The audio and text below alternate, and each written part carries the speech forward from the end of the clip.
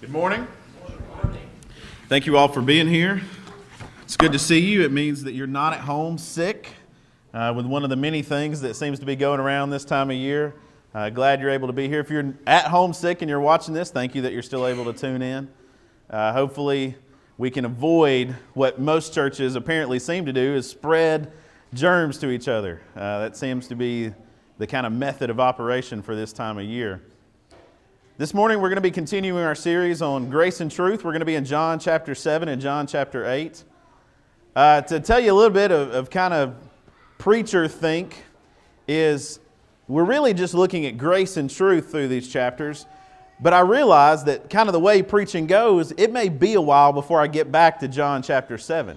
So this morning we're going to go through the entirety of John chapter 7, even though some of the things in there may not tie directly back to our idea of grace and truth, but it's because simply there's some good stuff in there that I don't want to miss and not ever cover in the pulpit, at least for another 2 years or so. Just kind of how I think and how it goes.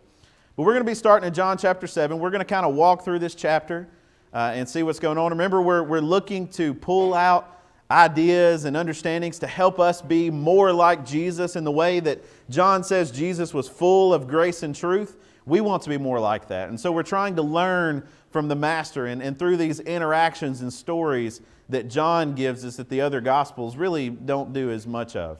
So starting out in John chapter 7, what we see is that the Feast of Booths is going on. For a good Jewish person at that time, there were three things that you kind of traveled to Jerusalem for, and it was a big hoopla and everybody was there. This is one of them. And what we see is that his brothers in verse 3 say to him, "Leave here and go to Judea." He says, "Go up to the feast, that your disciples may see the works that you're doing." They say, "Look, everybody's going to be together for this feast. Now's your chance. Go and show off. Show them everything that you're about so that they can see and they can believe." And so they're saying, just go, right? And on the surface, you're thinking, hey, okay, they're looking out for Jesus' best interest. But actually, verse 5 gives us kind of a sad statement. Not even his brothers believed in him. See, even though they're telling him to go up to the feast, they're saying, yeah, go up there, prove who you are. It's almost in a mocking sort of way. And think about this statement that the ones that grew up alongside of him, even they didn't believe. That says something to the humanity of Jesus, that in years 1 through 30, as he's growing up, his brothers looking from the outside, they haven't seen anything that's just obviously showing that he is God, but instead he's fully human. He probably did a lot of the same things that we do when we're kids. Fall and scrape your knee, and there's movies and things that think of that idea of like what it was like for Jesus as a child. But what John tells us in verse 5 is that these brothers that grew up with him, even they didn't believe. It's a sad statement. Well, Jesus responds to him in verse 8. He says, "You go up to the feast. I'm not going yet, but my time has not yet come." We see this throughout John, that he's aware that there's this time when things are going to kind of come to a boiling point and he's going to be put on this cross. And in a lot of ways, he knows that the time is not yet there, and he realizes it's not yet time for this to happen. And so what we see is he actually goes up in private. He doesn't go up to make a show. He doesn't go up for everybody to see, but he kind of just goes and not really make a big deal about it and just shows up there. And then after that, what John gives us is really what the people are saying, what's going on. And we get kind of a picture of what Jesus experiences. He goes up in private. He's not really making a big deal of things. And we see in verse 11, the Jews were looking for him. All this had been going on. They know about him. Everybody knows about him. And they're looking. They're like, hey, where's that guy that claims he's the Messiah? Where's this guy that everybody's been talking about? Verse 12, it says, "There was much muttering about him among the people. And while some said, he is a good man, others said, no, he's leading the people astray. Yet for fear of the Jews, no one spoke openly about him." Just picture that for a second, that they're talking about it and they're discussing, he's right, and others like, no, he's wrong. And this is all going on kind of in whispers because they're so afraid of what the Jews will do just if you're even talking about him. You know, this thing is going viral, and nobody wants to admit it's going viral because they're afraid that the Jews are going to kick them out of the temple, or they're going to look at them as a sympathizer, and they're going to, start to treat them the way that they treat Jesus. So everybody's talking about this quietly. But people seem to be torn on what exactly Jesus is. Well, we see that in verse 14, Jesus actually goes up and starts talking. It says that about the middle of the feast, he began teaching. And the Jews marveled. They said, how is it that this man has learning when he has never studied? You think about that. Their kind of idea of studying is that there were all these rabbis. And you would follow one of these rabbis and you would learn from that rabbi. And essentially what we're seeing here is that he didn't have a specific rabbi that he followed. As far as the formal education, at least in their mind, he wasn't going that route. But yet they marvel because he's teaching in a way that shows he knows more, in some cases, than even these rabbis. In verse 16, Jesus answered to him, says, my teaching is not mine, but his who sent me. See, he tells him, he says, look, my training, it's from God. That's the best one, right? That's the best rabbi to follow. He's my Father. He's the one that sent me. I'm doing His will. He's the one that's training me in this way. And he answers him, he says, this is my education. This is where I'm getting it from. But as with always, they're confused. And he has to go on and he has to explain. In verse 18, he tells them, he says, the one who speaks on his own authority seeks his own glory. He says, if you see somebody out there that's like, I have this great idea. I came up with this. It's all my own. Right? They're seeking their own. But the one who seeks the glory of him who sent him is true. And in him there is no falsehood. Right? He says, God sent me. And by speaking his message, I can't have this falsehood. Now, we're going to come back to that later, but of course, he goes on, and in verse 19 he says, has not Moses given you the law? Not one of you keeps the law. Why do you seek to kill me? The crowd answered, you have a demon. Who is seeking to kill you? Jesus answered, I did one work and you marvel at it. He says, look, you're coming after me. You're trying to kill me. And that one work is the one that we saw in the last couple chapters that he healed that man. But unfortunately, it was on the Sabbath. He healed that man. He made him whole. A guy 38 years been waiting to be whole. And he heals him. But now they're wanting to kill him because he did that on the Sabbath. And so he goes on and he's trying to explain to him, right? In verse 22 he says, Moses gave you circumcision. Not that it's from Moses, but from the fathers. He says, and you circumcise a man on the Sabbath. If on the Sabbath a man receives circumcision so that the law of Moses may not be broken, are you angry with me because on the Sabbath I made a man's whole body well? Do not judge by appearances, but judge with right judgment. We think grace and truth.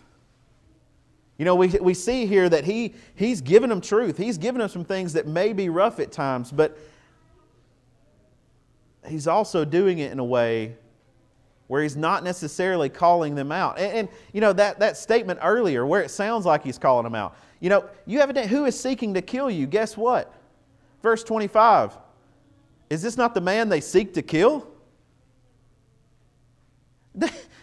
They were lying to themselves. They know, the crowd knows. He's been, he's on the Pharisees, the rulers' bad side. He knows the Pharisees are trying to kill him. They know that. See, he may sound bold, but man, they're lying to themselves. And he's giving them a dose of truth. Verse 26, when he is speaking openly, they say nothing to him. Can it be that the authorities really know that this is the Christ? And they go on, and they're still torn. Is this the Messiah? Is it not? Some seem to believe, some don't. Verse 30, they were seeking to arrest him, but no one laid a hand on him. Because why? Because his hour had not yet come. God is still in control of this. Even though there's some that are ready to kill him, ready to arrest him, his time has not yet come. And yet many of the people believed in him. Jesus comes up to this feast. He does so privately. He starts to teach. And as he teaches, people who are on the fence, or people who may have even been in that crowd that thought he was leading the people astray. John tells us in verse 31 that they start to believe. And they say things like, when the Christ appears, is he going to do more works than this man? You know, you look and you see this kind of going on, is that they continue to be torn of whether or not it's him, whether or not, but yet Jesus continues to teach. He continues to point them to the one that sent him, to the Father, to show that he is not speaking on his own authority, but instead he speaks as the Father tells him to speak. Now there's two other things that I told you I was going to do this, that I wanted you to see in John chapter 7 before we move on. The first is that he actually teased this a little bit earlier, but I feel like we have to talk about this because this is going to be such a big part of other studies we're going to do further on. But on the last day of the feast, the great day, Jesus stood up and cried out, "If anyone thirsts, let him come to me and drink." Remember that? The woman at the well?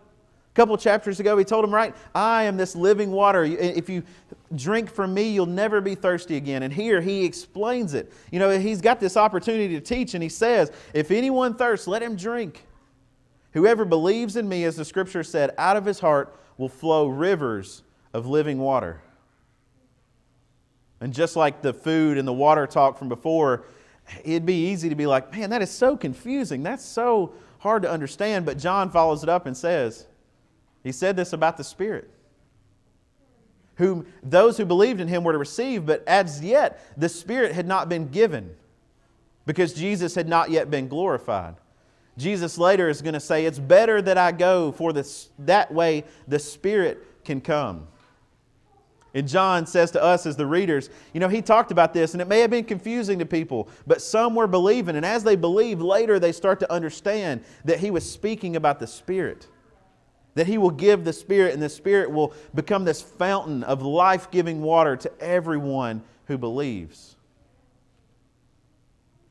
But then there's another little story that I want you to see. See, in verse 32, it says that the Pharisees, this time, they officially sent out people to arrest Jesus. In verse 32, they do. Now, what's really cool and what's really funny is later in verse 49, the crowd does not know. They're talking about this and they're going on. They said, the officers then came to the priest and who said to them, "Why didn't you bring Jesus?" They were sent out to get Jesus, but yet here they come empty-handed. The officers answered, "You don't understand. No one ever spoke like this man." They were marveled. They were part of that crowd that when they heard him speak, they started to believe. But yet the Pharisees, they're mad. It makes them mad. You just think about that. They want this power. They want this authority. They want everybody to look at them as the one that can give them God, right? They don't want another source. And so this makes them angry that Jesus is coming along and showing them God. And it shows God apart from their system in ways that they understand it. And so they get mad and they say, "Have you also been deceived? Have not the authorities of the Pharisees believed?" He says, "Look, none of us believe. Why are you believing? You're supposed to work for us. We didn't tell you to believe in him. You can't believe in him."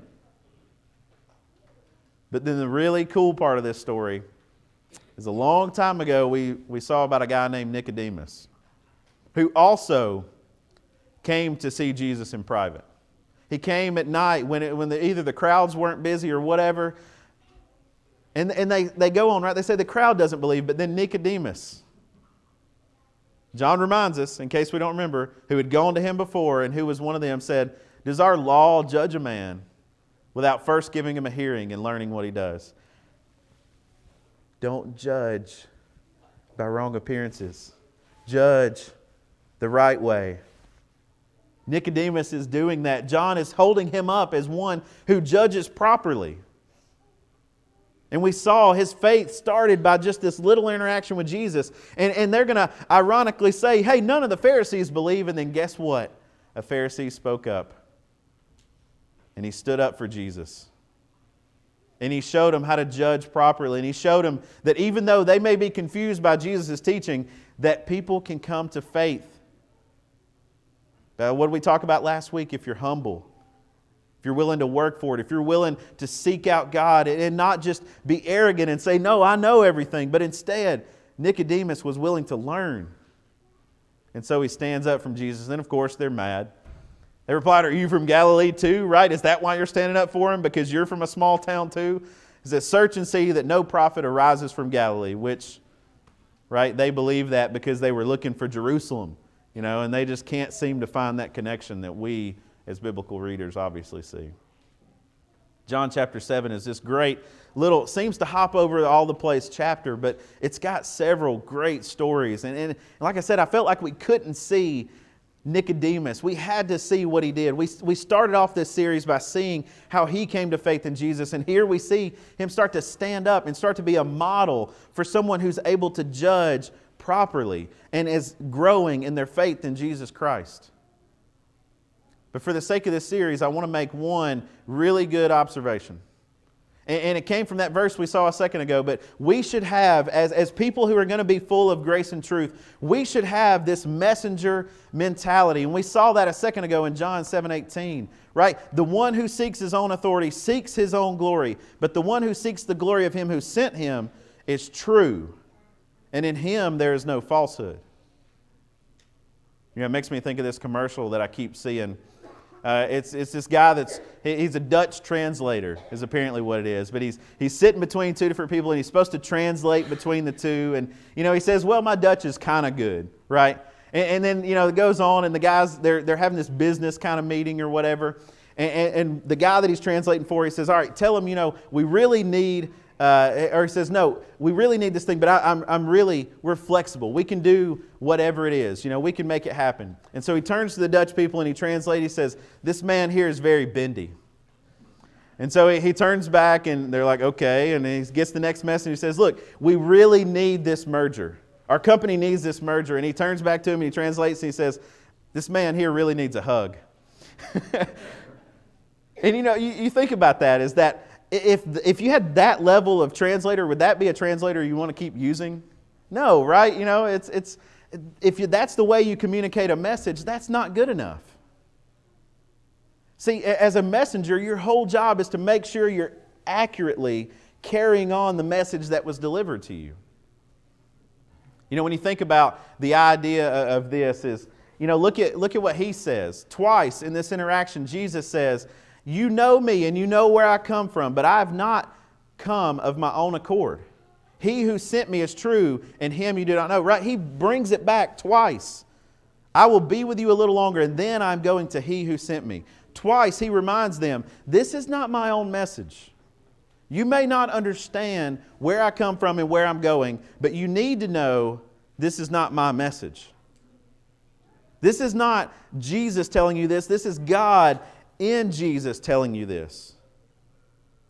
So when we think of this idea of the messenger mentality, there's really two ways that we understand this. The first is that our motivation is to serve and please God. Our desire when we go to people, it shouldn't be to be liked. It shouldn't be to grow our church or it shouldn't be any of those specific things. But instead, our whole desire is to please God. I made that statement that it shouldn't be to grow the church, and that may sound controversial to you, but I want to just ask you, what if God called you to go out and to share the gospel, and He told you ahead of time that no one was going to believe? What if He told you that? Guess what? He told some of the prophets that. He told them, you're going to go out and you're going to preach, and nobody's going to listen. You're going to go out and you're going to share the message and you're not going to be received. In fact, Jesus even says to His disciples, the world will hate you. We have to be prepared for the possibility that people will not receive our message. Yes, we want the kingdom to grow. Yes, we want more to come to Christ. But that's not our sole motivation, because that can quickly be corrupted, and we can quickly get away from what is that true anchor of our motivation, which is pleasing God with our actions. Our motivation has to be firmly rooted in pleasing God by what we do and what we see. And the second one is that the message is not mine, it's His. And that's important as we're understanding the message, is that we're not trying to seek what I think this says. We're not trying to understand what I think this is. But instead, we're trying to understand, what is God communicating to me in this? What is God communicating to His people in this? What is God communicating to the world with this message? See, when we go to His Word, there's a lot of times we can take away what we want to take away from it. But it's important as we study it, as we learn what this message is that we're trying to communicate. It's not just for us, it's for the entire world. And we can't just walk away with what we want to walk away with it. Our task is to pass on this message the best we can. It means we have to understand the message. And I believe that part of the message that He gives us is even how we are to communicate that message and the attitude with which we have. More on that later. So now, John chapter 8. John chapter 8, in most of your Bibles, is going to start out with a little note. It's going to say that the early manuscripts or some of the manuscripts don't have this story. Essentially, what you need to know by that is that, yes, there are copies of John that don't have this. But there's also copies of John that does have this. There's two notable things where this happens. The end of Mark is one and John chapter 8 is the other. But since it's there, since we see this, I think this is the perfect place for it. I think it was meant to be there, and we'll see that here in a second. But in John chapter 8, we get this beautiful little story that the reason I think that we kind of wonder if it's in there is it almost sounds too good to be true. It almost ends in a way where we're left kind of like, is this really how Jesus dealt with people? But let's look at it. And I think the purpose of this whole series is to show you that this is not some random event, but instead this is echoing John chapter 1, that Jesus is full of grace and truth. So after the feast, Jesus goes to the Mount of Olives. And early in the morning, He came again to the temple, and all the people came to Him, and He sat down and He taught them. So here we see again Jesus at the temple, He's teaching. Then in verse 3, the scribes and the Pharisees brought a woman who had been caught in adultery, and they placed her in His midst. You know, the interesting question I always have to point out when I talk about this is, where's the man? You know, why is it only the woman that's being put on trial? Well, verse 4 tells us. Right after that it says, they said to them, "Teacher, this woman has been caught in the act of adultery. Now in the law of Moses commanded us to stone such women. So what do you say?" And right after, they said this to test Him, that they might have some charge to bring against Him. Jesus bent down and He wrote His finger on the ground. You know, they didn't bring this woman because they were concerned about upholding the law. They brought this woman because they were trying to put Jesus on trial. As we read this story, it sounds like at first the woman's on trial, but quickly John tells us, no, it's Jesus they're trying to put on trial. And that says Jesus bent down and wrote with His finger on the ground. You know, many people have kind of tried to figure out, well, what did He write? You know, did He start writing out sins? Did He start writing out the Ten Commandments? You know, did He start writing out names? And you know, I don't think any of that really matters. See, I think the main thing that matters is that He stopped.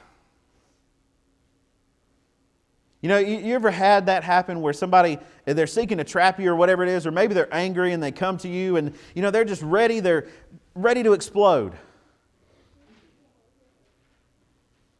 But Jesus realizes they're not going to be able to think straight. You know, anger is this emotion that when we're angry, when we're frustrated, when this emotion builds up in us, we don't really think. We just kind of act. We just do and we do and we do. And a lot of times we look back after the fact and we're like, I shouldn't have done and done and done. Because our brain wasn't on. But yet Jesus stops and He writes on the ground. You know, I don't know how long He wrote on the ground. We do know that they keep asking. You know, it's enough to where they're awkward, right? The awkward silence goes on long enough that they ask again. But Jesus stops. Then after that, they continued to ask Him. And so He stood up and He said to them, "Let him who is without sin among you be the first to throw a stone at her." We started out with a woman on trial. But then we quickly saw that really it was Jesus they were trying to put on trial. And Jesus, through slowing down, allowing their brain to shut back on, and then asking Him this question, now points the trial right back at them. Let he who is without sin throw the first stone. And what did He do? Well, He went back to writing on the ground. Because He knew it was going to take Him a while to think about what He was saying. Verse 9, it says, when they heard this, they went away one by one. John tells us beginning with the older ones. Proverbs talks about this, is the one that digs a pit, often falls into it. Here they did. They tried to set a trap for Jesus. And then Jesus turned it right back around on them and made them realize they had something to answer for. He stood up and he says to the woman, where are they? Has no one condemned you? Nobody?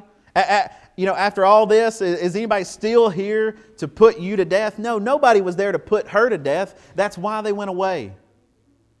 They weren't so concerned about putting her to death. That's not their focus. Their focus was to trap Jesus. And once Jesus disabled the trap, He was left alone with the woman without the man who was so close to losing her life. Who was this close to, if Jesus answered the wrong way, she was going to find herself dead that day. And Jesus says, after she said, nobody, Lord, Jesus says, neither do I condemn you. Now go from now on and sin no more. It really is. It's this beautiful example of grace and truth. But there is something here. I told you I was going to make a case for why this story was meant to be here. And it's because of this right here, is that verse we read a second ago. We should not judge by appearances, but judge with right judgment. You look at this story, and it's kind of before and after this story we see this idea. In verse 24, like we read, and then in 15 it says, you judge, Jesus talking, you judge according to the flesh, but I judge no one. Yet even if I do judge, my judgment is true, for it is not I alone who judge, but I and the Father who sent me.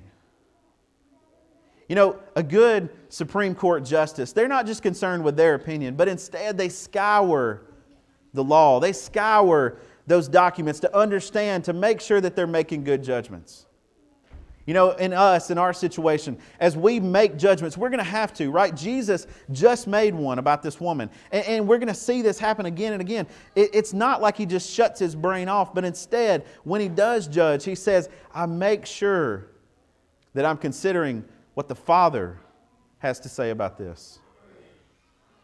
When we want to understand this idea of grace and truth, this is where it starts.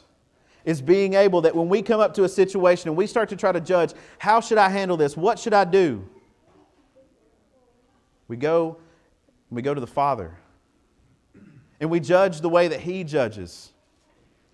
1 Samuel 16:7, when David is called, when David becomes this king that's anointed, we get this little interaction between Samuel, and it says, the Lord says to Samuel, do not look on his appearance, right? Samuel wanted that big, tall, oldest of Jesse's sons.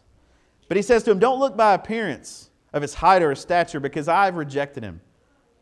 For the Lord sees not as man sees. Man looks on the outward appearance, but the Lord looks on the heart. So many times, and I'm guilty of it too, when we deal with people out in the world, we deal with them by some sort of stereotype, or we deal with them by a quick overview of who they are. Very rarely do we dig deep enough to see that person's heart.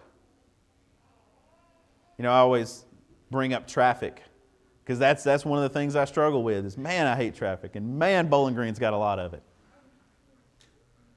But you think about, when I react to whatever that car is, I even do it this way. I call it by the car. Come on, Blue Sob. What are you doing, Blue Sob? I'm not even thinking of the person that's sitting inside that car, much less that person's heart. But see, we do that when we deal with a customer service person that's calling us on the phone, or our salesman. How often are we thinking about the heart behind that voice on the phone? How often are we thinking about more than just whatever that person stands in our image at that moment? Too often, we're fine with just some surface level understanding of somebody, and that's enough for us to either write them off or maybe, just maybe, give them a little extra time. Statements like, hurt people, stuff like that reminds us that people are not just their actions. They're not just what we see on the outside, but instead it's a heart inside that's been through things. And as we try to judge and understand how to balance this grace and truth, we don't just deal with every cashier the same. We don't just deal with every person that calls us on the phone trying to sell us the same. We don't deal with every car that we drive by the same. We realize that there is a heart inside of each and every one of them. And that heart has been through many different things.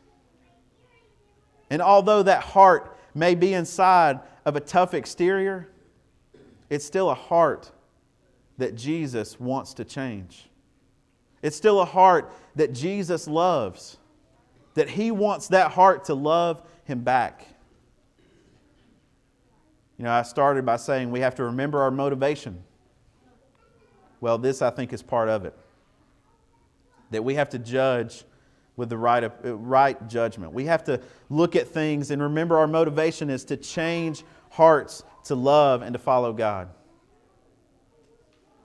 That's the first thing I want us to see from this. The second one is that generally, people will not hear our truth until they experience our grace. Generally. There are times where people are just primed and ready to hear. There are times where they're open and seeking out that truth. But more often than not, we have to show them grace for them to hear our truth. Now, this may be an order issue. This may be a do one first then the other. But I think more often than not, our issue with this is in the how we do it, how we share our truth. You know, it's not that we're not showing, we tend to think like, okay, show grace and now share the truth, and I don't have to have any grace in this truth. I can just, smack him with whatever I got to smack him with. But see, the thing I want to show you today is that we need to use our knowledge as a salve, not as a sledgehammer. Think about how he put this. He says, where are they? No one has condemned you. And she said, no one. And Jesus said to her, neither do I condemn you. Now go and sin no more. It's mixed in together. It's not like Jesus, okay, I got rid of them, now I can let you have it. It wasn't A plus, or A then B. He used this knowledge, He used this grace to hopefully have her go away from there and not live her life the same. This idea, right, that I want you to use your knowledge of the truth as a salve and not as a sledgehammer. I want you to use it to heal people. When you see hurt, when you see opportunity where the truth can help, apply that truth. When you see a chance to help someone grow for the better, apply that truth. However, don't be the person that's just waiting for your opportunity to bust down that wall. Don't be the person that's just waiting for the opportunity to blow somebody up with the truth and show them that you're right. See, people aren't just waiting for that truth. We have to mix it in with grace. We have to give them both at the same time. Think about this. The idea of a salve. The idea of medicine. There's some medicine that you get, right? Band-Aids, Neosporin, right? Except if you use the alcohol, of course, there's a little pain in that. But, Band-Aids and Neosporin, medicine you take orally, all that's pretty pain-free. But there's some medicine, like a shot, or like surgery, that hurts, that really hurts. And in order for a person to be able to endure surgery, they don't just pick an okay surgeon. They don't just, hey, well, I guess I need surgery. I'm here for this. No, you research. You study the surgeon. You make sure the surgeon knows what he's doing. It's not just a thing you walk into willy-nilly. But why does somebody go through all that? Why does somebody go through all the research and the pain and the recovery that comes from surgery? Because they realize the long-term benefits of what they're getting themselves into. Yet too often, we're just trying to force surgery on people. We're just trying to force a shot on everybody that walks by. We just want to give them that hard dose of truth every time that they go by, and we think that we're doing our job. But how we started this series is that the truth without grace isn't the whole truth.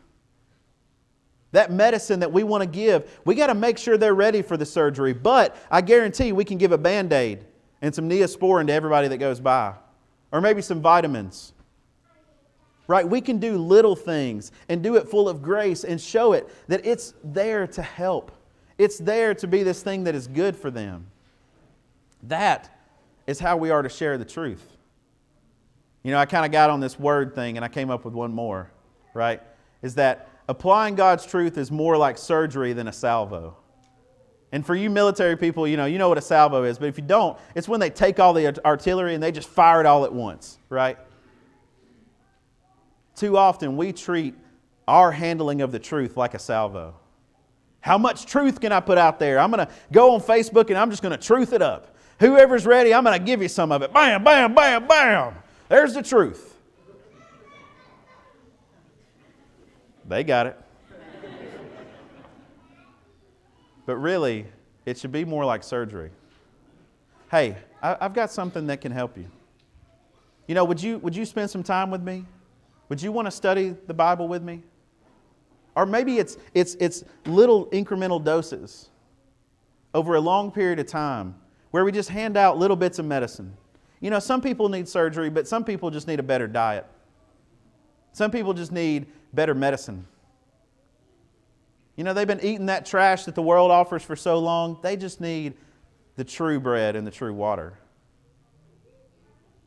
See, treat our knowledge like surgery. Treat it like a balm, like a medicine. We got to understand how to rightfully handle this truth. That's what it means to be a good messenger. Is that we don't just dish out surgery every time that, hey, lay down on this table, you're getting surgery. But instead, we handle it with grace and with truth. If you're here today and you haven't believed in Jesus, you need a big dose of medicine. You need to realize the state of your situation, that you cannot make it to God on your own. That you need Jesus and His sacrifice. And because of that, you're willing to confess Him as the Lord of your life. Turn from those ways, right? Just like Jesus said to the woman, go and sin no more. Now I'm here to tell you, she didn't walk away and did not sin anymore in her life. I'm sure she sinned. I'm sure she had mistakes. But to allow God to change is a slow process. You know, just like your doctor, if you have a major medical issue, it's not one pill and you're done, but instead it's process, it's steps after steps after steps. But that starts by confessing Him as Lord, repenting of your sins, and putting Him on in baptism. If you're here today and you're not a Christian, please do that today. Or if you're here and you're a Christian and you need the prayers of the church, come as we stand and sing together.